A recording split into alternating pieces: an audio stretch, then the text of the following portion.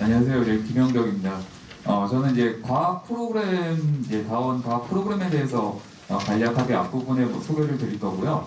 그 다음에 이제 과목별 선생님들이 나오셔서 저희 이제 다원 과학에서 좀 약간 변화된 입시에 대해서 어떻게 지도를 할지에 대해서 설명하는 순서를 갖게 된데요.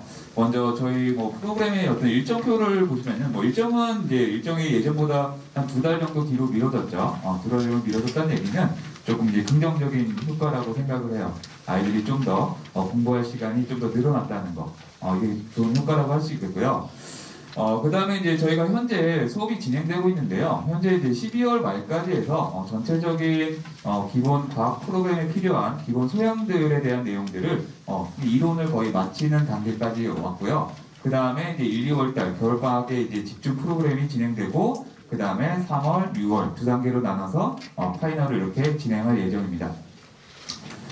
그리고 이제 시간표를 보시면요. 이건 이제 방학 시간표예요. 저희가 어머니께서 대부분 다 아시겠지만, 현재 진행되는 시간표는 6시부터 12시 20분까지 3교시 체제를 이렇게 진행하고 있고요. 그 다음에 이제 끝나면은 이제 겨울방학 때부터 저희가 이제 서술형 문제로 테스트를 볼 거예요. 지금 현재는 저희 아이들은 서술형보다는 좀 단답형, 문제를 해결하는 단답형 문제에 좀 더 집중하고 있고요. 이제 겨울방학부터 서술형 문제로 테스트를 볼 거고요. 그 다음에 이제 클리닉이 진행되는 이런 프로그램이 진행되어 있고, 그 다음에 이제 겨울 방학이 되면은 그 앞에 필수 특강이 붙어서요. 좀 더 보완할 수 있는 프로그램으로서 시간을 늘려서 이렇게 진행할 예정입니다. 그래서 저희가 저희 학원 아이들 같은 경우에는 처음에 학원에서 열심히 수업을 듣고 있죠. 그 다음에 저희가 현재 학원 영향평가라고 해서 테스트를 보고 있고요. 그 다음에 테스트가 끝나면은 아이들이 이제 자습을 해요. 근데 저희가 이제 일반적인 다른 학원하고 좀 다르게 진행하고 있는 거는 저희가 자습 강의실에 조용히 앉아서 공부를 하면서 선생님한테 질문한 아이들은 질문을 하고요.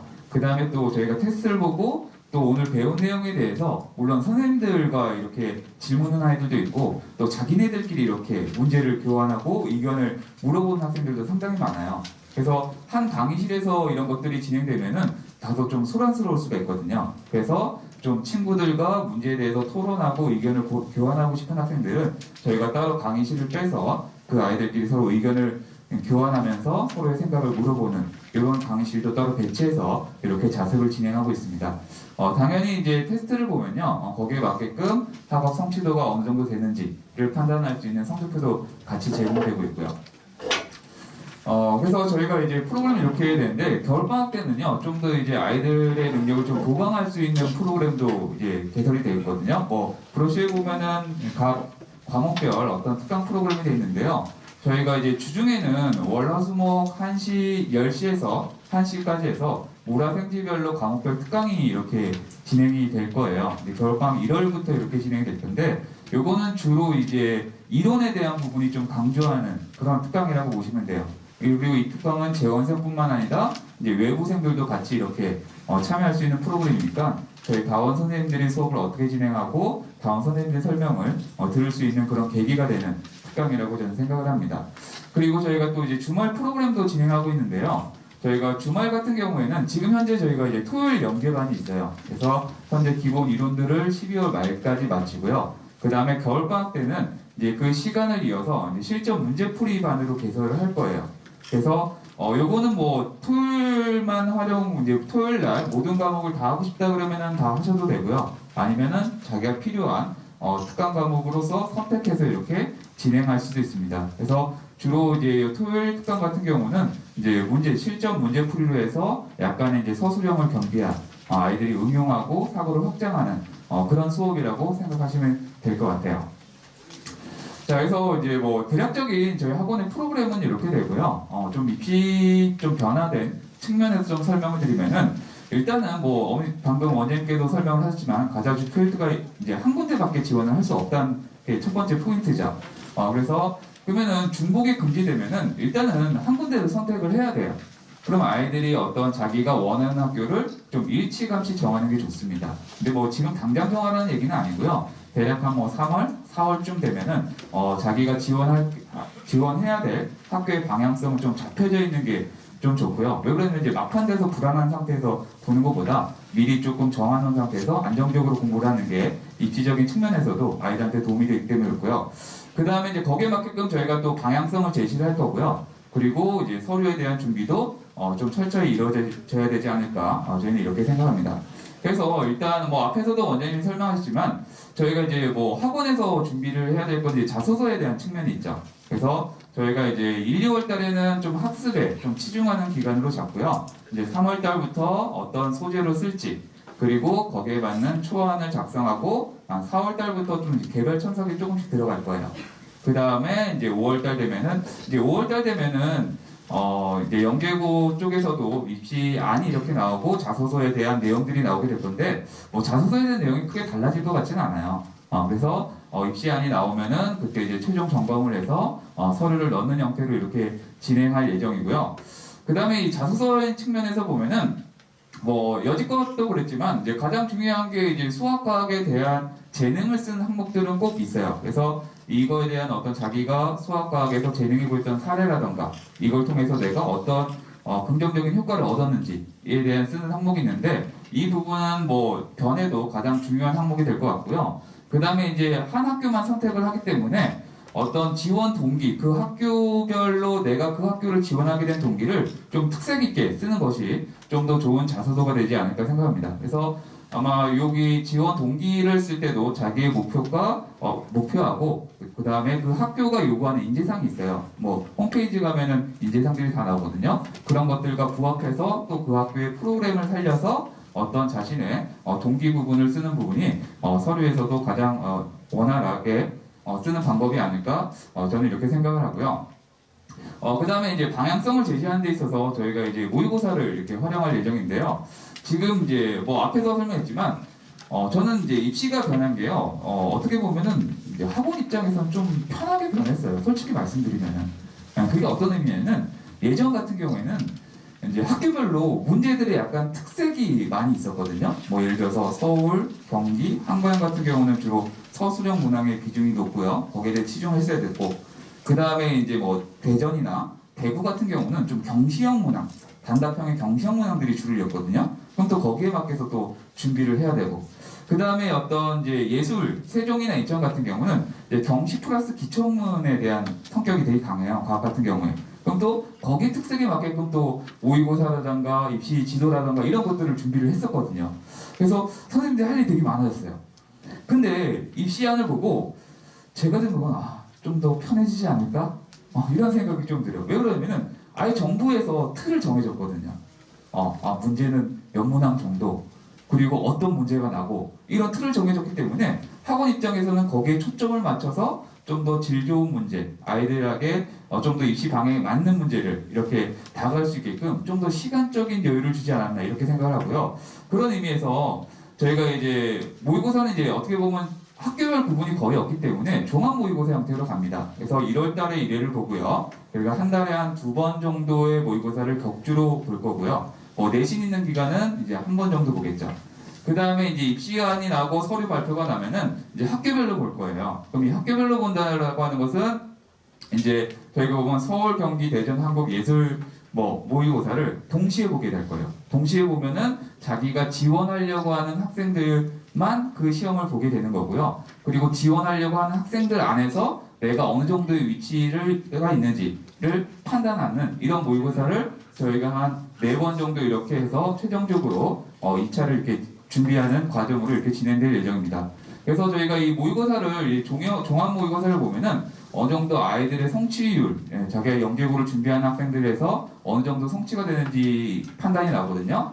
그 판단 기준을 저희가 이제 예전에 봤던 모의고사의 분석 자료를 이렇게 활용해서 통과율이라던가 최종 합격 퍼센티지를 통과해서 어느 정도가 좀 더 낫겠구나 이런 것들을 해서 방향성을 제시할 예정이에요. 그러면은 이 서류가 하나로 이렇게 됐을 때는 어떤 현상이 벌어질 수가 있느냐? 제 생각에는요, 좀 더 하향 기본이 강해질 수 있어요. 그건 무슨 얘기냐? 일단 서류를 한 군데만 넣고 한 군데만 시험을 봐기 때문에 안정성을 아이들이 많이 추구를 할 거거든요. 물론 소신 지원파가 있죠. 근데 소신 지원파 같은 경우는 대부분 서울, 한가영, 요 정도가 좀 소신 지원이 강한 아이들이 그쪽 학교를 선택하고요. 나머지 경기나 대전이나 뭐 세종이나 인천 같은 경우는 좀 그때그때 상황에 따라서 변동사항이 많이 있는 아이들이 이렇게 가거든요. 그래서 서류를 하나 넣었을 때 상대적으로 모의고사를 봐서 조금 이제 하향 지원들이 조금 늘어날 것으로 이렇게 생각되고요. 그러면은 이제 뭐 세종이나 인천 같은 경우에도 상대적으로 퍼센티지가 조금 더 이제 위쪽으로 이렇게 가는 현상이 나타나게 될 거예요. 그 얘 같은 경우도 이제 작년 같은 경우도 그랬거든요. 작년 같은 경우도 이제 예전에 비해서 어떤 인천이나 세종 같은 경우를 합격하는 아이들의 퍼센티지가 조금씩 날로 이제 윗단계 상위로 조금 올라가는 그런 퍼센티지가 저희가 이제 어떤 조사 결과로는 이렇게 나타나고 있습니다.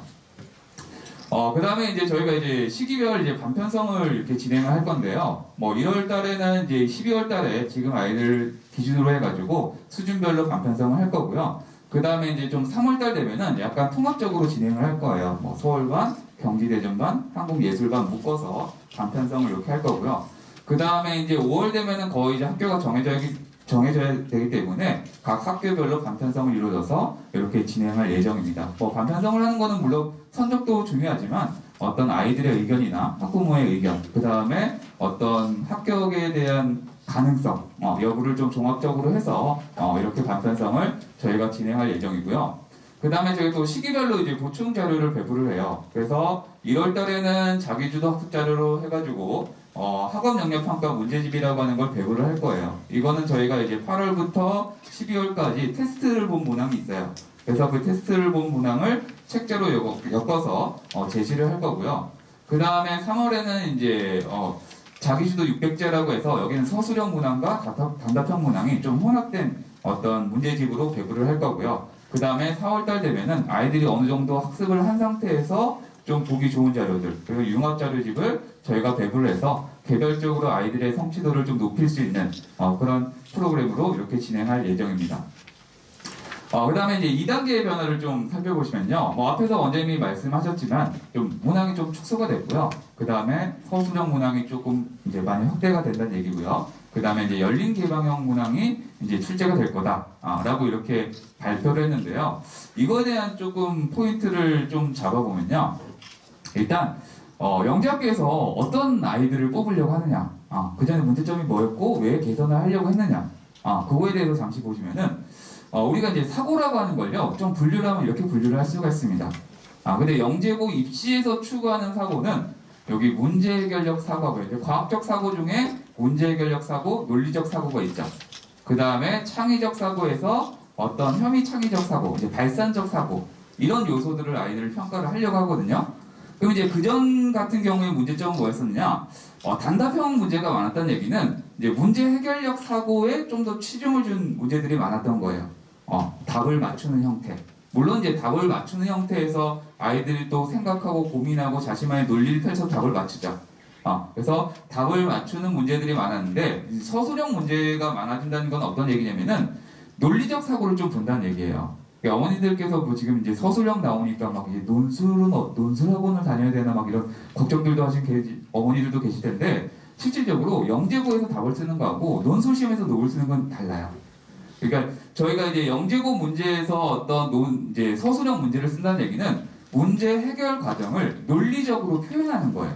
그러니까 다 결론을 도출하되 그 결론을 도출하는 과정을 써줘야 되거든요. 그 과정에서 어떤 논리적 사고들이 표현이 돼야 되고요. 또 거기에서 오개념이 없어야 되는 거죠.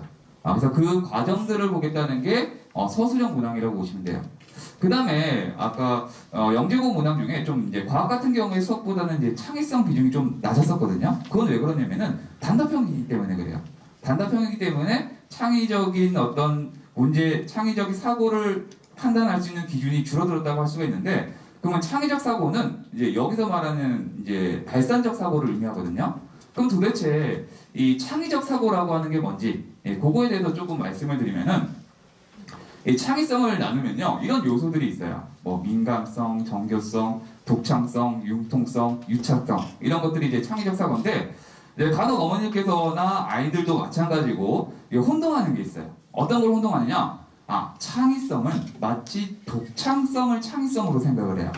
뭔가 특이한 거, 남들이 알지 못하는 나만의 방법으로 아이디어를 표출하는 거. 마치 창의성이 독창성으로 이제 오인을 했는데, 독창성이라는 거는 창의성의 하나의 요소예요. 그러면은 이제 앞에서 이제 2단계 문항에서 뭐 개방형 문항에서 뭐 다양한 상황을 드는 예시를 들었었잖아요. 그런 요소들은 어디 있느냐? 유창성과 융통성을 평가하는 항목이거든요. 여기서 이제 융통성이라고 하는 어떤 거냐? 하나의 개념을 다각도로 접근을 하는 거예요. 뭐 예를 들면은 뭐 우리가 과학에서 물리라고 이제 부력이라고 하는 걸 배워요. 근데 이 부력이라고 하는 것은 물리에서도 배우고요, 화학에서도 배우고, 생물에서도 부력의 원리가 들어간 부분이 있고요, 지구학에서도 부력의 개념이 있거든요. 이런 것들을 다각도로 접근할 수 있는, 어떻게 보면 이제 육합형 문제가 융통성을 판단한다고 보시면 되고요. 그 다음에 하나의 예시를 다각도로 해석하는 것은 이 유창성을 본다는 얘기예요. 유창성이라고 하는 게 하나의 뭐 밀도와 관련, 부력과 관련된 예시가 뭐 5개를 들어서 설명하시오. 이렇게 하면은 그게 이제 그 학생의 유창성을 본다는 얘기거든요. 아까 원님께서 말씀하셨듯이 어떤 이 답이 없는 문제를 쓰는 게 아니라 답이 있는 문제를 종합해서 그것을 포괄적으로 그 요소에 맞게끔 쓰는 게 어떻게 보면 창의성이 있는 문항에 대한 답을 쓰는 거라고 보시면 돼요. 그래서 전혀 새로운 것을 쓰는 독창성의 문제는 거의 없다고 보시면 돼요. 뭐 간혹가다 한 문제 있을 수도 있어요. 그것도 어떻게 보면 뭐 자기만의 실험 설계를 해가지고 어떤 방법을 제시하는 거, 뭐 이 정도 문항이 이제 독창성에 해당되고요. 대부분의 문항들이 이제 융통성과 유창성을 판단하는 문제들로 이루어질 것이라고 보시면 돼요. 그러면은 이런 창의성 있고 서술형에 대한 대비를 어떻게 할지 과목별로 선생님들이 나와서 설명을 해주겠습니다. 먼저 물리부터 하도록 하겠습니다.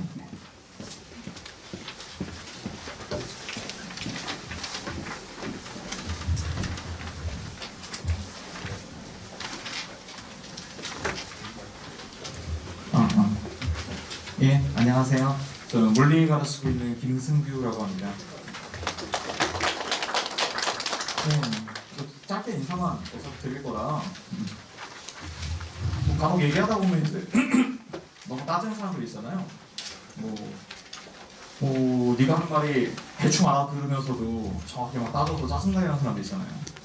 네가 아까 했던 말하고 무슨 일하는 거냐 이렇게. 제가 그런 사람이거든요. 애들하고도 이제 수업 시간 대화를 많이 하려고 하는데 애들이 뭔가 말을 하면 좀 길을 살려줄 필요도 있지만, 방금 전에 이제 부원장님도 얘기하셨는데 독창성이라고, 저는 그냥 보통 애들한테 개드립이라고 하는데, 이 독창성하고 창의성을 애들이 구분을 못하는 게 첫 번째 문제예요. 자기는 창의적이라고 생각을 하는데 그건 어디 가서 얘기해도 다 빵점짜리 단어밖에 안 되는 얘기를 애들은 창의적이라고 생각하는 경우가 굉장히 많아요. 그래서 저는 이제 애들한테 계속 태클을 걸죠. 그래서 태클을 걸고 어떤 것이 논리적이냐를 계속 보여주는 거예요. 제가 예시를 하나 가져왔는데, 이게 재작년 서울영재고 문제고, 제가 풀어드릴 건 아니고, 문제는 뭐냐면 이제 뭐 눈을 감고 소리를 들을 때 그 소리가 어느 쪽에서 들려왔는지, 그거를 인간이 어떻게 판단할 수 있냐에 대한 질문이거든요. 그럼 애들은 뭐라고 쓰냐면요, 느낌으로 안다. 아니 진짜 그 물리를 뭐 몇 년을 배우면 뭐하냐고. 애들이 가만히 느낌으로 알 수 있다. 눈을 감 그쪽에 소리가 들리고 일단 소리 있어요. 그러니까 이 문제가 이제 출제 의도도 굉장히 어렵고 서술 자체도 쉽지가 않아요. 딱 봐도 창의력 문제죠. 근데 이 문제가 다른 학원에서 거의 복귀할 엄두도 못 냈어요. 이게 문제 보면 생물 문제 같기도 하고 뭐 거리 제한이고 수학 문제 같기도 하던데, 보통 이런 과목이 모호한 문제를 학생들이 틀리고 오면 이건 다 물리 선생님 책임이에요. 우리가 가르치는 물리라는 건 뭐 자연과학의 심오한 법칙이나 원리나 계산을 가르치는 게 아니에요. 지금 애들한테 그냥 뭐 하는 거냐면 애들을 논리적 인간으로 만드는 거예요. 애들은 지금 비논리적 인간이에요. 그래서 애들이 논리적 인간으로 만든 첫 번째 단계로 제가 항상 애들한테 강조하는 게, 문제를 맞추지 못해도 좋다. 근데 누군가 이 문제를 풀었을 때 그게 틀렸다 맞았다를 구분할 수 있어야 된다. 그게 첫 단계거든요. 근데 그게 생각보다 굉장히 어려워요. 그게 되면 그 다음에 자기가 맞출 수가 있어요. 애들한테 좀 더 쉽게 말하죠. 일단 틀릴 능력에 대해 맞출 수가 있다고. 애들이 대부분 자기가 틀릴 걸 두려워해서 쓰지도 못하는 경우가 굉장히 많아요. 그래서 저는 진도를 어떻게 되게 천천히 나가고 좀 쉬운 데서 빠르게 나가면서 학생들이 그런 논리적 사고에 조금이라도 접근할 수 있게 그렇게 수업을 하고 있습니다. 이건 방금 전에 말씀드린 건데, 처음에 물리법칙에 대한 지식 같은 게 좀 있어야 돼요. 그 지식이 있어야 논리적 사고를 하는가 말든가 하죠. 근데 물리법칙뿐만 아니라 뭐 수학도 마찬가지고요. 한 중등 과정 이상에. 근데 다행인지 불행인지 애들이 이제 어려서부터 수많은 사교육을 경험하면서 막 중학교 물리대 이런 것도 하고 뭐 하면서 주워 들은 건 되게 많아요. 근데 그래서 이 부분에 대해서는 제가 수업 비중을 좀 최대한 줄이면서 약간요 비논리적인 사고를 차단해야 돼요. 학생들이 막 이렇게 뭔가를 던질 때 자기가 틀렸다는 걸 일단 알아야 그 다음에 맞는 길로 갈 수가 있거든요. 그래서 비논리적인 사고를 차단하고 상상력이 중요한 게 아니라 절제된 상상력이 중요해요. 그러니까 학생들은 막 상상력을 펼치다가 논리성을 잃어버리거든요. 근데 그 물리법칙을 네가 알고 있지 않냐? 그 알고 있는 물리법칙을 왜 안 쓰는 건데? 이런 식으로 학생들한테 막 이렇게 푸사를 주면서 절제된 상상력을 발휘하게 되는 게 중요해요. 이 단계들을 거쳐나가면 학생들이 논리적 인간이 돼서 논리적 인간이 되면 비논리적 인간들한테 시험에서 질 수가 없어요. 어떤 시험자들이 마찬가지입니다. 특히 영재성을 평가하는 이런 시험에서는 대부분의 시험 평가나 선생님들이나 시험 감독관들이 다 논리적 인간들이거든요. 비논리적 인간들은 대화해보면 바로 알 수가 있어요. 그럼 걸러지죠. 하여튼 제 수업의 목표랑 뭐 인사하는 말이라 이런 거 짧게 드렸습니다. 감사합니다.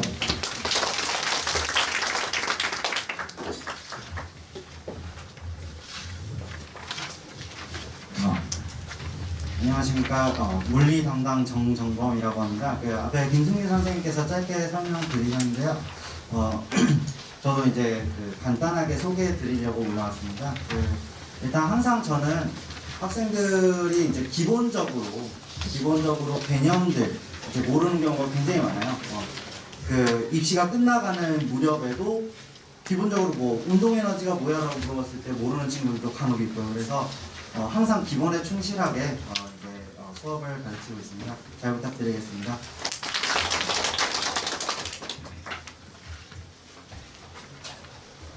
화학 선생 한규명입니다. 애들은 화상무 선생이라고 얘기하는데 어머님들 지금 뭐 관심은 우리에 보냈는데 화학이 왜 물리, 생물, 지학만큼 안 오르나, 어떻게 하면 화학이 오르나, 뭐 다른 1학년 어머님들은 우리의 화학 적은데, 공부량이 적은데 여기 가면 화학이 진짜 잘 되니까 관심은 그거잖아요. 화학 선생 올릴 수 있나? 이게 서울 문제입니다. 가장 문제가 어렵다고 하는데 보통 이렇게 지문이 나오고 거기에 따라서 이렇게 한 서너 문제 나오는 편이에요. 그 다음에 이게 인천, 그래도 문제가 좀 쉽다는 편이에요. 인천이 좀 문제가 쉽다는 편이지만 역시 보면 좀 다릅니다. 비교해 그리고 글을 쓰시오. 여기도 보면 설명하시오, 구하시오 좀 달라요. 그 다음에 이게 가장 화학 문제가 좀 세련됐다고 하는 한국인데 역시 여기도 보면은 뭐 나누어 설명하셔서 조금 다릅니다. 그럼 이거 하면 될 텐데 우리 애들 이거 왜 못하냐? 하면 될 텐데 그건 조금 어머님들이 그런 질문을 많이 하세요. 영재고 화학하고 수능화학하고 다르냐? 올림피아드 화학하고 영재고 화학하고 다르냐? 어머님들이 말씀을 하시면서도 좀 이상하게 생각해요.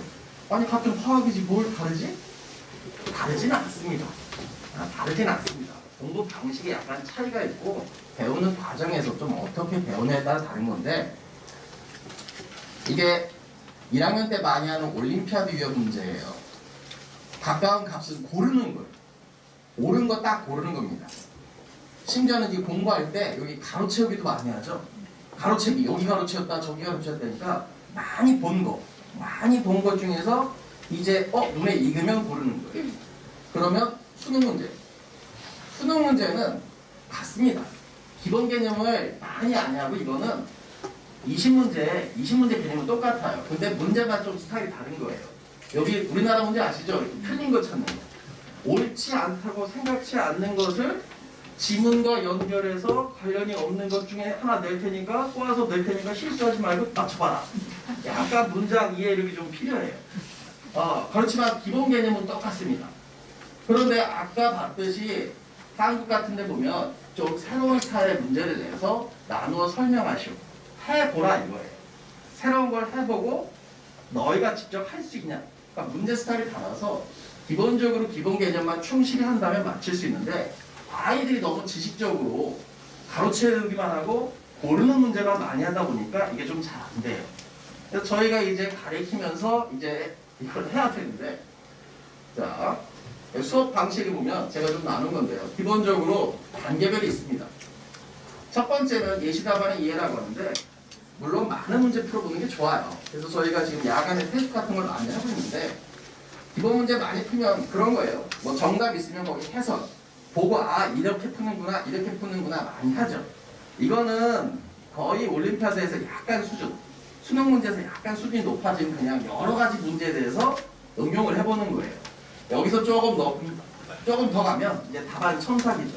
근데 이렇게 썼는 학생이 아 5개념 있나? 그런 거 좀 받아주는 거죠. 이것도 저 어머니들 많이 아실 거예요. 그죠? 선생님들이 체크하면서 아 이 부분 잘못됐고 이 부분 이렇게 생각해라.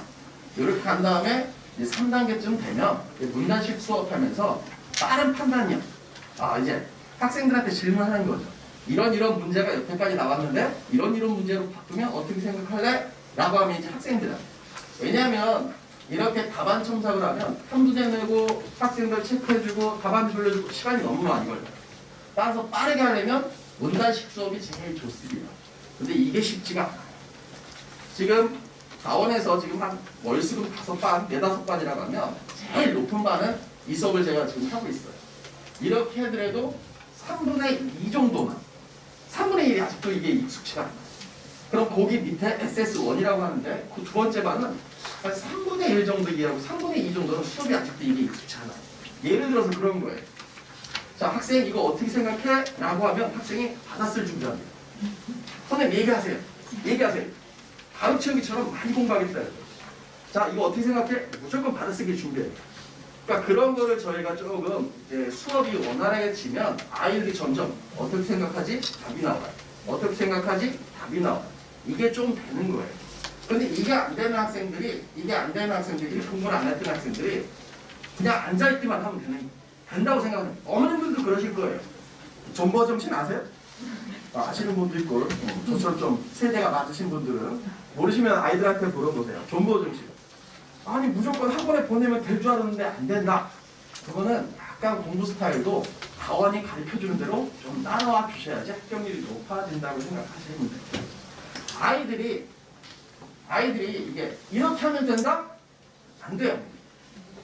이렇게 하면 된다? 그게 말은 쉽지 잘 되지 않아요. 어머님들도 남편분들하고 이렇게 남자분들 계시지만 보통 여자분들이 더 많으시니까 남편분들하고 얘기하실 때 아니 저 양반 말귀를 못 알아들어? 좀 직장생활 어떻게 하지?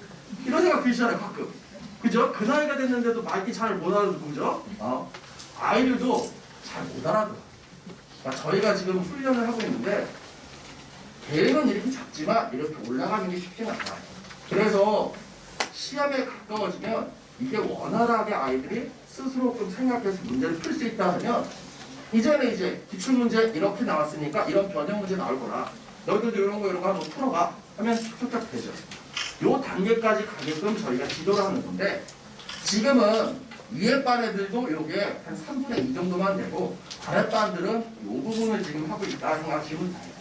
이해되시겠죠? 그리고 제가 어머님들한테 하나 당부드리는 말씀은 저희가 10시 반부터 11시까지 테스트를 보고 해설지 주면서 아이들한테 공부하기에 도움을 되게끔 프로그램을 만들었잖아요.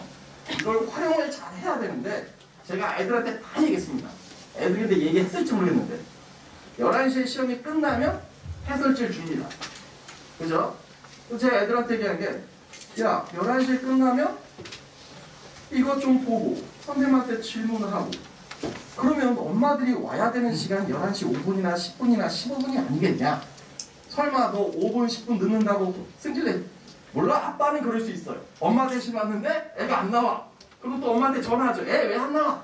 그렇게 화를 내실 수는 있겠지만 애가 공부한다고 5분 10분 늦는다고 화내실 분 없지 않냐? 화 내셨나 본데요? 화 내셨나 본데? 그죠? 제가 말씀드리잖아요. 이게 아이들이 생각해야지 아까 지식적으로 가로치기처럼 반복 수업을 하면 이게 서술형 대비가 좀 잘 안 돼요. 그죠? 근데 아이들이 답안지 받자마자 보고 눈으로 보고 알겠어요. 답안지 챙겨서 그냥 차 타러 가요. 이거는 활용을 못하는 거예요. 그죠? 적어도 테스트를 11시까지 봤으면 한 몇 분간은 선생님하고 질의응답하고 뭔가 좀 생각을 좀 하고 그런 과정이 좀 있어야 돼요. 근데 그런 게 좀 없으니까 어머니 너무 칼같이 11시에 딱 오더라도 좀 더 선생님들하고 좀 대화 좀 하게끔 좀 공부 좀 더 하게끔 그렇게 좀 해주시면 감사하겠습니다. 다른 화학생님 또 설명 좀 해주세요.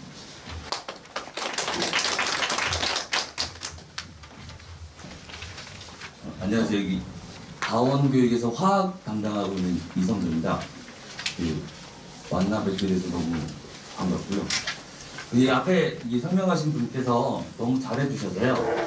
제가 이 짧은 시간에 어머님들께 어떤 이야기를 할까 이제 잠깐 고민을 해봤는데 좀 부탁을 드리는 게 맞겠다라는 생각이 들어서요. 일단 사람들이 이렇게 어떤 지식을 얻는 과정이 크게 이제 두 가지의 과정을 거칩니다. 첫 번째 입력이 돼야 되고요. 그다음에 출력이 돼야 되거든요. 입력되고 받아들인 후에 출력하면서 돈이 있게 돼요. 그러면 이거를 아이들이 공부하는 입장으로 생각을 해보면 수업 시간에 들어요. 그다음에 입력됐죠? 그럼 출력을 해야 되는데 이 출력을 어떤 방법으로 할 거냐? 세 가지를 할 수 있어요. 첫 번째, 내가 이해하고 있는데 친구가 이해 못한 친구가 물어봐요. 그럼 설명을 해주면서 출력이 되는 거예요.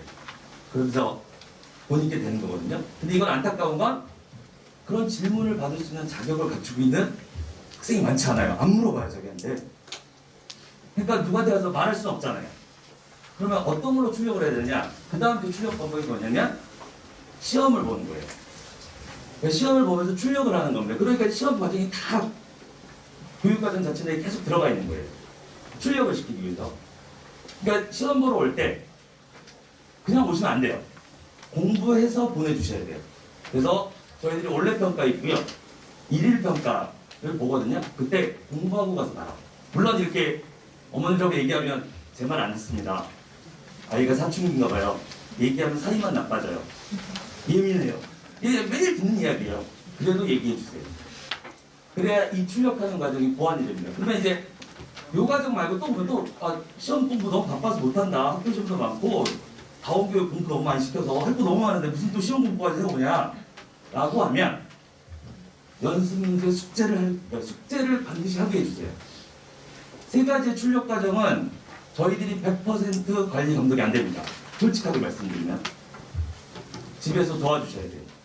1년만 내 사랑하는 아이와 조금 멀어진다는 생각하시고요. 싫은 소리를 조금만 해주세요. 그래서 이 세 가지 과정을 거치면 아이들이 충분히 이 출력 과정 세 가지를 확실하게 이행을 하면 좋은 결과를 얻을 것 같고요. 그럼 이제 서술형에 대해서 간단하게만 말씀드리면 이것도 아이들 입장에서는 새로운 거거든요. 제가 한 60명 정도의 학생들에게서 서술형 문제를 두고 최근에 첨삭을 해줬어요. 근데 잘하는 학생, 평상시에 단답형 180 문항을 잘 푼다는 학생들이 채점을 해보면 60명 중에 대략 15명 제외를 하니까 45명이죠. 이 정도 친구들이 100점 만점 시험 범위 내에서 20점 정도 맞아요. 그럼 이게 몰라서 그러는 게 아니고요. 입력은 되어져 있는데 서술형에 대한 출력 연습이 없었던 거예요. 출력 연습. 그러면 이 출력 연습을 지금 당장 할 수 없어요. 왜? 아이들이 개념을 많이 모릅니다. 그럼 이제 그걸 만들어냈거든요. 이제 만들어 가고 있는 과정이고요.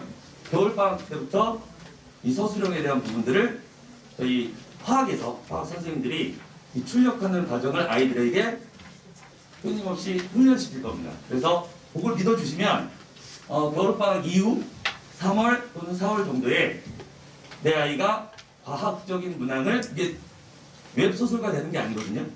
그렇기 때문에 과학적인 문항을 과학적으로 논리적으로 독창성이 아닌 좀 전에 나왔던 이야기입니다.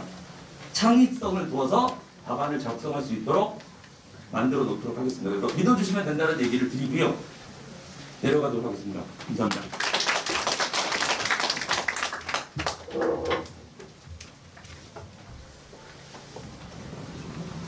네, 안녕하세요. 다원교육에서 생물 가르치고 있는 김효석 선생이라고 합니다. 일단 저희가 이제 원래고사를 2번 정도 봤는데요. 이번 원래고사가 생물이 서술형 문항 수가 좀 많았었어요. 그래서 굉장히 아이들의 귀여운 답안들을 볼 수가 있었는데 대표적으로 저희가 낸 그 시험 중에는 계란이 왜 동그란 완벽한 구형이 아니니? 이걸 갖다 물어봤거든요. 근데 그 답변을 유도하기 위해서 분명히 근거가 될 수 있는 자료를 제시를 해주고요. 거기서 핵심 키워드를 발견하고 원리를 발견을 한 이후에 거기에 맞게 스토리가 종결되는 답변으로서 종결되는 그런 구도를 가지고 있는 문제였습니다. 근데 아이들이 너무 귀여운 게 이렇게 동그라면 굴러가서 깨지면 새가 멸종하잖아요. 그래가지고 야, 우리 친구야 이거는 참 열린 답안이구나 이거 싶어. 그런데 사실 열린 답안이라는 거는 그냥 열린 답안의 모습을 가지고 있을 뿐이지 닫혀있는 그 범위 내에서 한계 내에서 논리적 한계 내에서 답변이 구성이 되어지는 건 의심할 여지가 없는 거죠. 그래서 이제 생물이라는 것은 결국에는 그 어떤 과목도 사실 과학적 서술을 한다는 거는 대동소이하다고 생각을 하고 있어요. 근데 우리 아이들이 어떻게 이제 흥미를 가지고 함께 공부를 해야 될까라는 것을 어떤 유형별로 좀 나눠서 설명을 해드리도록 할게요. 일단은 아이들이 최근에 이제 저희와 함께 공부했던 내용입니다. 혈액의 순환 파트가 되겠는데 한과형 그리고 세종예술대학교 그다음에 경기 여기에서도 이제 출제가 되었던 내용들이에요. 이렇게 옛날 사람들로부터 이제 현대에 가까운 사람들이 어떻게 혈액에 관련된 이론들을 발전시켜 왔느냐 그 안에서 이제 문제가 출제가 됐던 거는 그 당시의 연구의 한계점은 뭐였고 그 당시의 연구의 의미는 뭐였니? 라는 것들에 대해서 이제 물어보는 문제들이었거든요. 근데 이 내용들은 사실은 아이들이 흥미를 유발하기에 굉장히 좋은 소재거든요. 왜냐하면 시간의 흐름에 따라서 이제 과학 이론이 어떻게 변천사를 일으켰는지에 대해서 아이들이 이제 습득을 할 수 있고요. 그 다음에 굉장히 이 파트를 공부할 때 중요한 것은 그 당시에 학자가 되고는 거고 그 당시에 내가 사용할 수 있는 실험 도구나 환경들 이런 것들에 대해서 생각을 하고 어떤 한계점을 가지고 있는지 분명히 인지하게 되는 것. 그 다음에 현대적 관점에서 그 당시에는 맞는 이론도 있고 틀린 이론도 있는데 이게 어떤 측면에서 비판을 받아 마땅하냐라는 것들에 대한 그 크리틱을 할 수 있는 능력 이런 것들이 바로 영재학교에서 요구하는 그 학생들이 가져야 되는 소양이라고 생각해요. 근데 가만히 생각을 해보면 아이들은 결국에는 학자가 되는 그런 꿈을 가지고 있는 친구들이잖아요. 분명히 본인들이 나중에는 독립적인 연구자가 되었을 때 자기 자신에 대한 자아 비판할 수 있고 남들의 연구에 대해서 이제 비판을 가할 수 있는 그런 훌륭한 능력을 가져야 되는 것인데 그런 소양들을 일부 평가할 수 있는 문항들이라고 볼 수가 있게 되는 거죠. 네. 다음으로 말씀을 좀 드릴게요. 그렇다면은 과학적 서술이라는 것은 대체 어떻게 이루어지는 거야? 글로만 이루어져 있는 거야? 라는 생각들을 하실 수가 있는데 절대 그런 게 아니라 결국 과학 교과서도 그렇고요. 논문도 그렇고요. 예, 약속되어 있는 틀이 존재하고 있습니다. 그래프가 있고 모식도가 있고 표가 있죠. 네, 이런 것들을 갖다가 자유자재로 활용할 수 있는 능력이 아이들이 좋은 글을 쓸 수 있게 되는 그러한 뭐랄까요? 준비 단계라고 볼 수가 있을 것 같아요. 그래서 좀 뭐랄까 그냥 무조건 글만 쓰는 건 사실은 의미가 없다고 생각해요. 아이들은 이 각각의 표현들이 서로 이 글을 다른 방식으로 표현할 수 있어야 되고요. 이렇게 예를 들면 표 같은 것들을 글로 표현할 수 있는 그런 능력들을 가져가야 된다는 거죠. 그래서 저희는 항상 수업 시간마다 이제 표현을 어떻게 다르게 해볼 거냐, 이 현상 자체를 어떻게 그래프로 그려낼 거냐, 새로운 그래프를 한번 그려봐라, 아니면 표로 정리해봐라, 여기에 있는 내용을 글로 정리해봐라, 이런 것들을 수업 도중에 항상 활동으로서 저희가 하고 있습니다. 네, 이제 뭐 세 번째 테마라고 할까요? 그런 건 융합형 소재가 되겠는데 서울과고 기출 테마가 되겠습니다. 근데 결국에는 이 융합형 문제에 대응할 수 있게 되는 것은요. 결국에는 대원리를 빨리 찾아내는 거예요. 낯선 현상에 대해서 낯선 현상이 존재를 하고 있을 때 그걸 갖다가 몇몇 아이들이 알고 있는 대원리는 그렇게 많지가 않은데 그리고 출제되는 것도 대원리가 많지가 않은데 그 대원리들을 적확하게 적용을 시킨 다음에 거기에 알맞은 물음에 대한 대답 그리고 그걸 확장시킬 수 있는 것들 여기에 대해서 저희는 이제 아이들과 이야기를 나누게 되는데 항상 강조를 하게 되는 거는 그거예요. 현상에서 보이게 되는 대원리가 대체 뭐야? 키워드가 뭐야? 여기에 대해서 아이들과 좀 많은 시간을 들이면서 함께 이야기를 나누고 있습니다. 네, 그러면은 결국에는 서술형 대비라는 것은 이렇게 교과 지식을 활용하고 그다음에 핵심 키워드를 빨리 찾고 그다음에 그래프나 표 모식도 이런 것들을 자유자재로 활용하게 되는 것 이것이 바로 서술형 대비의 핵심이라고 볼 수가 있게 되는데 그러면은 우리 아이들은 아까 말씀드렸잖아요. 계란이 동그래가지고 굴러가서 깨진다 이렇게 답변하는 우리 아이들이 어떻게 이제 아름다운 서술을 할 수가 있게 될 거냐, 그 스텝은 뭐냐, 이걸 이제 말씀을 해드릴 건데, 아이들이 1회 모의고사, 1회 원래고사 때 되게 저를 원망했어요. 선생님 뭐 이렇게 긴 글을 저한테 주는 거예요 라고 원망하고, 이거 뭐 국어 시험이냐 막 그렇게 저를 비난하고 막 그랬는데, 실제로는 좋은 글을 쓰기 위한 첫 번째 단계는 남의 글을 잘 읽는 거예요. 그리고 핵심을 파악하는 거거든요. 그래서 너네들은 영재학교 가면 이제 앞으로 정리되어 있는 문제집을 가지고 공부하는 게 아니라 긴 글, 줄 글들만 보게 된다. 그걸 정리할 수 있는 능력이 얼마나 중요한지 알겠느냐. 그러면은 남의 글을 잘 읽어냈으면 여기에서 핵심을 파악을 하고 문제에 대한 마인드맵을 펼칠 수가 있어야 되는 거죠. 그래서 저는 수업을 이렇게 해요. 문제를 딱 보고 2분 동안 여기서 발견될 수 있는 모든 키워드를 다 적어라 라고. 이건 마인드 매핑의 첫 번째라고 볼 수가 있게 되는 거죠. 그럼 마인드 매핑을 하게 되면 이 내부에서는 분명히 TMI가 존재를 하고 있고 필요 없는 키워드들이 존재를 하게 되죠. 그럼 문제 조건에 맞는 키워드들만 조합을 시키게 되는 그런 과정이 아이들에게는 옳은 서술을 할 수 있게 되는 과정이라고 생각을 합니다. 그래서 이제 마인드맵을 펼쳤으면 올바른 키워드를 찾아야겠죠. 그 다음에 아름다운 서술이 나타나게 되는 거죠. 네. 근데 사실은 뭐 변화된 입시라고는 하지만 실제로는 수업에 이런 과정들이 다 녹아 있었고 사실 뭐 딱히 많이 당황하거나 그러지는 않았어요. 근데 구체적으로 저희가 어떻게 수업을 하고 있었는지에 대해서는 보고를 드릴 필요가 있어서 이렇게 정리를 해서 말씀을 드리게 되었습니다. 잠깐만 저는 여기까지만 말씀드리고요. 우리 이재 선생님도 소개시켜 드리도록 하겠습니다. 감사합니다.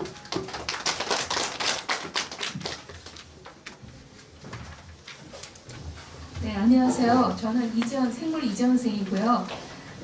오늘 어머니들이 오신 이유를 잘 알고 있거든요. 저도 학부형이고 아이가 셋이에요. 큰아이는 영재고를 보냈고, 그래서 어머니들이 가장 원하는 거, 아버님이 가장 원하는 건 뭘까요? 제가 생각하기에는 저희가 영재를 확실히 만들어드리겠다는 그 말씀 드리려고 왔거든요. 그거죠? 그죠?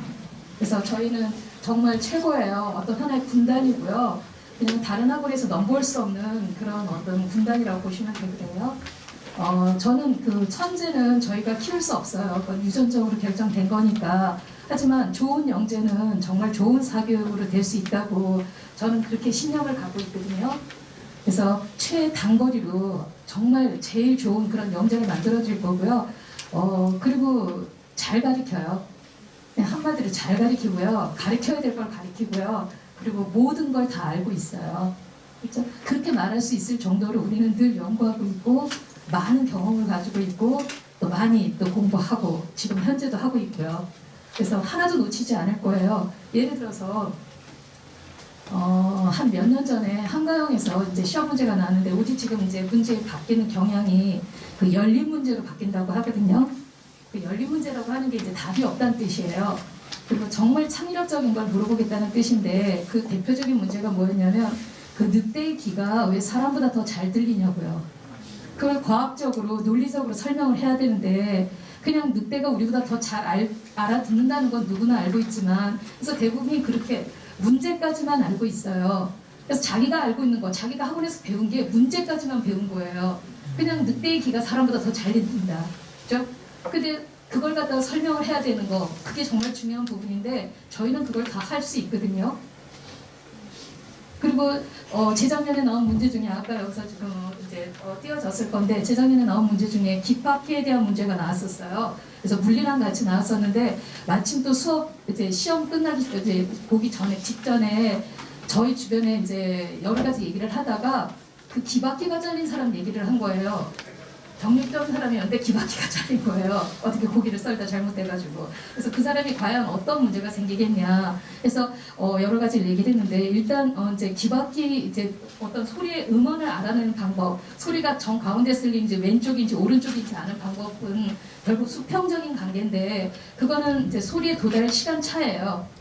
코도 마찬가지고, 그죠? 어떤 신경을 자극하느냐에 따라 우리는 오른쪽인지 왼쪽인지를 아는데 다시 얘기해서 뜨거운 물에 손을 넣었다 손을 뺐을 때 오른쪽 신경이 오른쪽으로 감각을 전달하면 오른쪽 뇌가 파악하는 거죠, 그죠? 그래서 이게 결과적으로 이제 오른쪽의 문제였구나 생각하지만 근데 예를 들어서 청각이나 후각 같은 경우는 양쪽으로 다 전달받거든요. 그랬을 때 도달 시간 차이로 오른쪽인지 왼쪽인지 도달 시간 차이가 같으면 거긴 어딜까요? 정면이겠죠. 그래서 이제 이런 걸 얘기를 했고요. 제 생각에는 거기까지는 선생님들 노력하시면 하실 수 있는 부분이라고 생각하거든요. 해야지 되는 부분이고요. 근데 제가 그랬죠. 이제 귀바퀴가 잘린 사람 얘기하면서 그 사람이 어떤 문제가 생겼느냐. 첫 번째 음파, 모으지 못할 거다. 근데 또 하나의 심각한 문제가 생길 거다. 우리가 생각했을 때 이 귀에 보면 여기 울퉁불퉁한 연골 조직 있죠. 그게 쓸데없이 있는 게 아니거든요. 거기에 소리가 부닥쳐서 들어가서 각도를 조절하는 거고요. 그 각도에 따라 뇌가 해석을 하는 거예요. 그래서 위아래 시간, 이 도달 시간 차는 결과적으로 이 귀바퀴가 하는 거거든요. 그게 물리랑 같이 연결돼서 시험 문제가 나왔잖아요. 두 가지 설명하라고요. 그렇게 설명하면 되는 거예요. 그리고 작년 이제 올해 같은 경우는 되게 또 시험 보기 직전에 또 어떤 얘기를 해줘야 될지 물론 수업 중에도 얘기해 준 거지만 그래도 시험 직전에는 좀 더 시험에 나올 만한 걸 좀 추려줘야 되는데 제가 그랬죠. 아이들한테 선생님 생각에는 학교들이 심장 문제가 굉장히 많이 나온다. 그런데 심장이 돼서 이렇게 나오는 것 중에 내가 생각하기에는 먼저 악어의 심장, 그 파충류의 심장, 또 사람의 태아의 심장 이런 것들을 비교해야 된다. 이게 한 번쯤 나올 때가 됐다 했는데 아니나 다를까 나왔잖아요. 서울영재고에서 그게 공룡의 심장 누가 어느 학원에서 가르칠 수 있는 얘기인가요? 그죠? 근데 저희는 가르칠 거거든요. 다 가르칠 거예요. 그래서 진짜 저희는 그 열린 문제에 대한 최적화된 선생님들이고 그러면서도 기초부터 심화까지 동시에 같이 가져줄 거고 모든 게 준비되어 있는 그런 학원입니다. 그리고 뭐 어떤 선생님들인지 다 노력하시고 저희 학원에서 가장 중요시 생각하는 건 양심이거든요. 강사로서의 양심 잘 지킬 거고 또 아이들 좋은 사교육으로 정말 좋은 영상 만들어서 학교 들어갈 때도 중요한 역할을 하겠지만 들어가서도 거기서 최상위권을 유지할 수 있는 그런 교육을 지금부터 할 겁니다. 그래서 하여튼 저희는 그렇게 열심히 하고 있으니까 그냥 보내주시면 되고요. 네, 다음에 뵙겠습니다.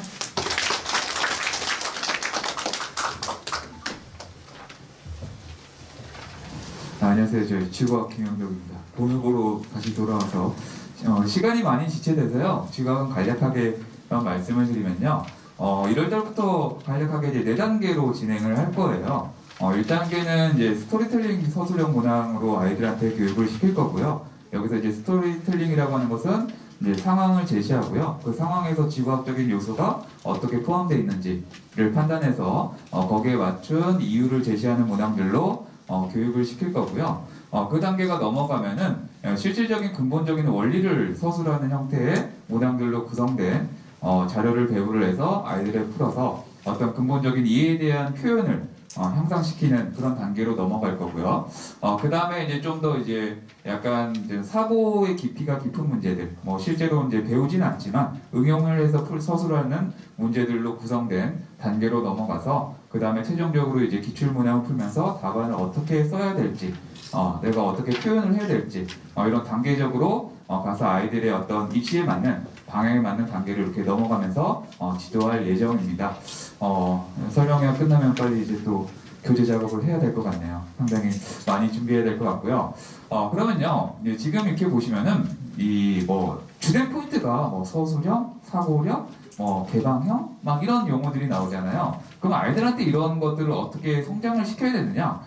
솔직히 말씀드리면은 어떤 문제를 푼다고 해서 그 능력이 막 뛰어나게 향상되거나 그러진 않거든요. 이런 능력들은 상당히 시간적인 소요가 많이 걸려요. 차근차근 단계를 이제 밟아 나가야 되고요. 그 다음에 이제 깊이 있게 아이들한테 조언을 해주고 이제 사고를 바꿔야 되는 과정이기 때문에 상대적인 시간적인 소요가 많이 듭니다. 그럼 어머니께서 간단하게 생각해 보시면은 아이들이 이런 것들을 어떻게 시간적인 요소를 가장 많이 할애하는 곳이 어디냐? 바로 학원에서의 수업이에요. 선생님들과 가장 많은 시간을 할애하거든요. 그러면은 이제 학원의 선택에서 가장 중요한 건 뭐냐? 얼마나 그 선생님이 그 능력에 맞는 어떤 지도를 해주느냐, 수업 방향에 맞는 수업을 해주느냐, 이런 것들이 가장 주된 포인트가 될 것 같고요. 그래서 이제 과목별 선생님들이 나와서 선생님들이 어떻게 지도를 하겠다, 어떤 방향으로 하겠다라는 것을 말씀드리는 시간을 저희가 갖는 이런 설명회 때 시간을 갖도록 했고요. 그래서 이제 저희 학원에서는 이제 12월 달에 이제 반을 모집을 하는데요. 이제 월수금반, 화목일반 이렇게 이제 2반을 모집을 하고요. 그리고 이 각각의 반들은요. 뭐 잠깐 말씀드리면은 이제 SS반 같은 경우는 이제 기본 이론 과정이 돼 있는 아이들을 대상으로 하는 반이고요. 이제 1월 달부터 정규반과 똑같이 진행되는 커리로 진행을 할 예정이고요. 그 다음에 이제 뭐 MSTS반 같은 경우는 이제 겨울방학 때부터 이제 시작을 하는 아이들.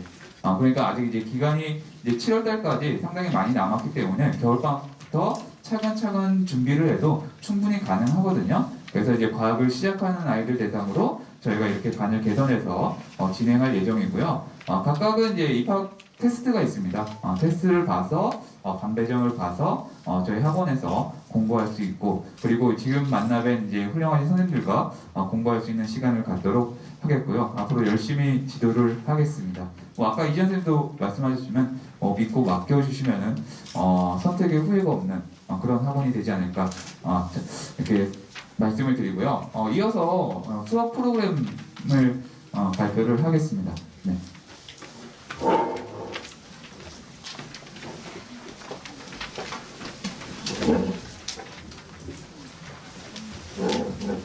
안녕하세요. 다원수학 김민입니다. 일단은 몇 가지 부분만 간단히 좀 설명을 좀 드리고 싶은데요. 그러니까 제가 생각했을 때 이것도 의견인데, 일단 입시안이 발표가 됐기 때문에 그거 가지고 좀 말씀을 좀 드리면, 일단 두 가지 포인트로 말씀을 좀 드려볼게요. 일단 문항수 감소. 그러니까 단답형을 죄송합니다. 단답형을 이제 확대하겠죠. 예. 근데 이게 어떤 의미를 갖는가에 대해서 좀 생각을 해봤어요. 제 나름대로. 일단 이런 거죠. 근데 그러니까 왜일까에 대한 생각을 좀 해봐야 될 것 같아요. 왜? 그러니까 결국은 이런 일이 벌어진 이유가 있을 거잖아요. 그러면 여태까지 지금 수학이 8.9% 단답형이. 근데 선생님들은 말씀하세요. 서술형이 아이들 평가하기 더 좋다. 어떤 측면에서? 당연히 민낯이 드러나니까 아이들의 실력이. 그렇죠? 근데 그럼 그 전까지는 왜 이렇게 단답형을 많이 냈을까? 많이 냈으니까 추도하자는 얘기잖아요, 지금. 그죠? 그러면 이게 결국은 영재학교 이제 기출문제들을 쭉 분석해 보면 답이 나와요. 그러니까 예를 들어서 서울 영재학교는 최고의 학생들이 보는 학교인데 왜 1교시를 볼까? 그리고 한과형은 왜 첫 번째 문항을 중등심화로 이렇게 지금 분석을 해보면 한 8문제에서 10문제 정도를 내거든요. 중등심화 문제를. 그걸 왜 낼까? 애들이 어려운 문제를 못 풀기 때문이에요. 명확한 거잖아요. 그러니까 결국은 변별을 해야 되는데 애들을 줄을 세워야 되는데 이런 문제를 맞추고 못 맞추고를 판단해야 되니까 지금 8.9%까지 온 거예요. 실제로. 그렇잖아요. 그러니까 이 부분은 뭐 어떤 단계에 뛰어넘은 학생들이야 물론 당연히 그렇지만 그렇지 않은 학생들이 훨씬 많은 거예요. 지금 영재를 준비한 학생들 중에서. 그러니까 이 현실에 대해서 그리고 선생님들의 고민이 실제로 이 안에 녹아들어 있다 이렇게 전 말씀드릴 수 있을 것 같아요. 이 부분에서. 그래서 우리 아이들이 기본적인 부분들에 대해서 그리고 창의적인 문제라는 건 항상 말씀드리지만 재료가 필요해요. 재료가. 뭘 알아야 창의적이죠. 그걸 가지고 이제 뭘 써야 되는데 융합형 뭐가 융합형이에요. 기본적인 걸 알아가지고 그래가지고 결합시켜서 생각할 수 있는 거잖아요. 그러니까 지금 현실이 이렇다. 그래서 지금 이런 방향성으로 진행이 되고 있었다. 그러니까 이거 자체가 무슨 사교육을 유발시키고 싶어서 선생님들이 단답형을 많이 낼 거야. 이런 거 아니잖아요. 네. 근데 이 부분에서 조정을 하겠다. 이렇게 말씀을 하신 거고. 일단 같은 얘기인데 이거는 여러 가지 막 얘기들이 좀 들려와서 이 부분을 좀 말씀드리고 싶어요. 나이도 상승을 한다. 그러니까 문항수가 줄어드니까 애들을 평가하려면 나이도가 상승할 거다. 상승 뭐 할 수도 있죠. 근데 저는 오히려 이렇게 생각해요. 그러니까 지금 단답이랑 서술이가 있어요. 과자를 10개 먹어. 단답이 지금 8개 먹었죠? 80%니까. 그럼 서술이는 2개뿐이 못 먹었던 거죠. 그 단답이가 이제 과자를 3개까지만 먹을 수 있대요. 그럼 당연히 서술형이 증가하겠죠. 서술형이 지금 적어도 7문항? 7개의 과자를 먹어야 되는 거잖아요. 그러면 이게 체감 난이도가 올라가는 거예요. 그러니까 난이도가 상승했다고 볼 수 있는 거죠. 실제로. 근데 이게 서술형이라는 건 민낯이 드러나기 때문에 이게 어려운 거거든요. 아이들도 부담스러운 거고. 그리고 이 부분에 대해서 무슨 그러면 어려운 문제를 캐무 2차 수준까지 해야 되고 뭐 어떻게 해야 되고 이렇게 막 말을 하시는 분들이 계세요. 과연 그럴까요? 그렇지 않아요. 어디서 나오냐? 이게 단순한 지식 위주가 아니라 창의성 문제가 나오겠다. 근데 아까도 원장님 말씀하셨지만 중등과 연계성을 지금 높이고 실제로 높여왔어요. 5점 만점에 4점이 넘잖아요.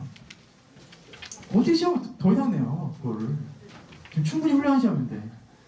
선생님들이 고민하고 잘 내고 계세요. 영재학교 선생님들이. 물론 문항수가 많은 학교들이 있습니다. 지나치게. 근데 대표적으로 서울 한국 같은 경우에는 아주 훌륭한 문제들이고요. 아니, 다른 문제도 훌륭하지만 형태 자체가. 그리고 한국 같은 경우에는 지금 다 서술형이죠. 시간 충분히 주고 있죠. 문항수만 좀 줄이면 이 기준에 다 부합해요. 하여튼 뭐 그렇습니다. 그러니까 이 부분에 대해서 명확한 기준들이 있기 때문에 이건 뭐 제가 말씀드리는 게 아니기 때문에 그런 부분에서 호도하는 그런 얘기를 들으실 필요는 전혀 없어요. 그리고 100만 번 얘기했기 때문에 제가 맨날 설명할 때. 그리고 그밖에 생각될 또 있는데 어떤 걸 가르쳐야 되느냐. 그러니까 어떤 학원에서 심지어 뭐 조합이 사실 제가 이 부분도 옛날 설명할 때 좀 말씀드렸는데 중등의 절반과 절반이 대수랑 기하예요. 잘 아시겠지만. 그러니까 어떤 학원에서 조합을 축소시켜야 되겠다. 뭐 이래가지고 또 이런 말씀 막 하시더라고요. 얼마 전에 전화 왔어요, 그분한테. 학부모님한테. 그래서 이건 좀 아니지 않나. 그러니까 제가 지금 말씀드리는 핵심은 뭐냐면 지금 기존의 틀 자체가 유효하다는 거예요. 여전히. 그러니까 조합이랑 기하는 말씀드릴 필요 없지만 조합 같은 경우에는 영재성을 측정한 아주 좋은 도구예요. 그러니까 대수 문제 안에서도 경우를 나누거나 이런 조합적 사고가 다 들어간다고요. 영재성을 평가할 때. 그래서 그런 부분에서는 지금 근본 자체가 흔들리는 건 아니고 이거 자체가 핵심은 그대로인데 형태가 좀 변한다. 이렇게 말씀드릴 수 있을 것 같아요. 이 부분. 그리고 이제 서술형 문항 아까 말씀드렸지만 일단 풀이 과정을 이제 좀 더 중요시하겠다. 이 얘기 아니겠습니까? 그러니까 풀이 과정을 중요시한다는 건 아까도 표현 말씀드렸지만 민낯이 드러나서 그런 거예요. 이 부분 자체가 애들의 실력이 적나라하게 드러난다고요. 이제 그러면 지금 이거 자체에서 평가를 해야 되는데 단답형 문항의 수를 줄이긴 하겠지만 그게 완전히 없어지거나 그게 중요하다 떨어질까요? 그렇지 않아요. 근본적인 수학 문제 해결 능력이 필요하고요. 그리고 그 안에 논리적으로 서술해낼 능력이 또 필요합니다. 그래서 어떻게 준비할 것이냐? 일단 아까도 잠깐 말씀드렸지만 서술한 문항이 있는데 문항수를 조정해서 비율을 조정한다는 거 아니에요. 그러니까 무슨 맥락 없이 이제 서술형이야. 단답형이 주니까 서술형이 늘어나는 거예요. 당연히. 그 부분 안에서는. 너무 당연한 거잖아요. 근데 평가 요소가 달라지진 않겠죠. 그런 부분 안에서는. 그리고 이게 같은 문제라도 서술형을 하면 더 어려워요. 어려워요. 제 생각은 그렇습니다. 그래서 이거는 제가 18년도에 지금 했던 건데 이 서술 연습 프로그램을 그때 말씀을 드리고 수업을 했어요. 실제로.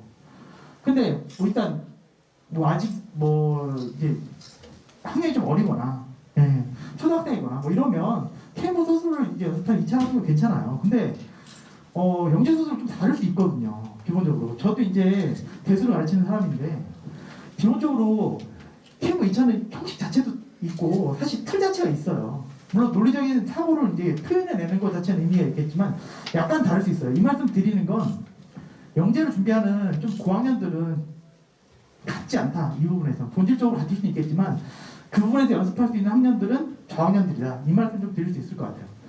그래서 이거는 그때 제가 구성해서 수업을 진행했어요. 실제로. 그러니까 어찌됐건 핵심 이유를 찾고 문제에서 그리고 서술하고 그 다음에 잘 쓰는 거.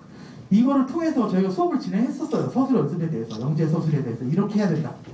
근데 그때 2018년에 진행을 하다가 그때 이 말씀 드렸어요. 말씀드리고 이게 중요하다. 근데 현실은 또 그렇지 않은 거예요. 왜냐하면 아까도 원장님 말씀하셨지만 60%를 맞추면 이제 합격하는 게 영재학교 입시예요. 60% 못 맞을 때도 합격하는 친구도 많아요. 그러면 단답형이 80%였잖아요. 그럼 그것만 잘 맞아도 합격한 거예요. 지금 실제로. 그러니까 이걸 할 이유가 없었던 거죠. 그때. 하다가 이럴 바에는 그냥 하자. 그냥 단답형 연습 좀 더 시키고 기본기에 충실하자. 이렇게 갔던 건데 이걸 이제 다시 할 거고요. 이 부분 안에서는. 저희 수업을. 그러니까 뭔가 서술형에 대한 준비는 필요한 거잖아요. 그래서 이 부분 말씀드리고요. 그리고 열린 문항의 비중을 확대한다. 그러니까 열린문항은 이제 아무런 의미 없다 이렇게 말하는 건 절대 전 잘못된 생각이라고 말씀드릴 수 있을 것 같고요. 평가 요소가 분명히 존재할 거고 평가 요소라는 게 그리고 그 평가 요소라는 건 무엇이냐 이 부분인데 결국은 이 부분에서 문제 자체를 이미 창의설계 문제를 냈잖아요. 서울이나 여러 학교에서 창의설계 문제를 냈어요. 2단계에서 냈고 열린문항을 안 낸 게 아니에요. 여태까지. 그러니까 그 부분에서 이제 아이들을 가르칠 때 어떻게 저희가 일단 1태 볼 때도 자유롭게 만들어 보세요. 1일 테스트를 저희가 보는데 자유롭게 만들어 보라고 하면 최저가 힘들어요.